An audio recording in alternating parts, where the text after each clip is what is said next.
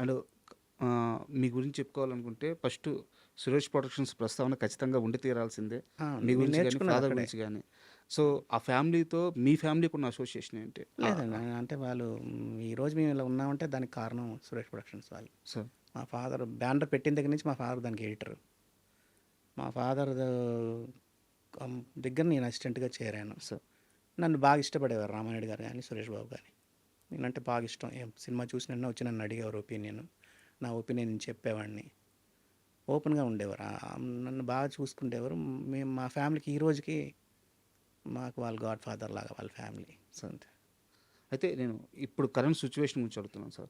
Suresh productions అంటే ఒకప్పుడు చాలా యాక్టివ్‌గా మూవీస్ చేస్తూ చాలా పెద్ద సినిమాల ప్రాజెక్ట్స్ హ్యాండిల్ చేస్తూ బట్ వాళ్ళు ఏ రోజు కూడా కథను నమ్మే సినిమాలు తీస్తారు. అవును.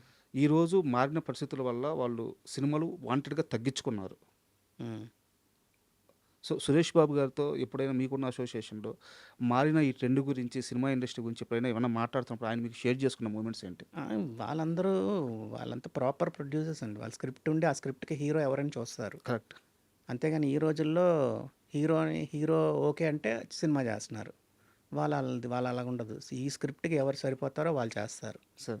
పెద్ద హీరోయే ఉండాలనేది కాదు. ఆ సినిమాకి చిన్న హీరో ఉండాలన్నా సరే ఎళ్ళిపోతారు వాళ్ళు. హ్మ్. బడ్జెట్ రిస్ట్రిక్షన్స్ ఉంటాయి. వాళ్ళు ఇంతలోనే చెయ్యాలి. ఇంత అయితేనే మనం సేఫ్‌గా ఉంటాం. అని ఆ లెక్కలుంటాయి వాళ్ళకి. సార్. అది దాటి వెళ్ళరు. అందుకే పెద్ద సినిమాలైనా, చిన్న సినిమాలైనా వాళ్ళు ఫ్లాప్ గాని ఏదున్నా సరే నష్టపోరు.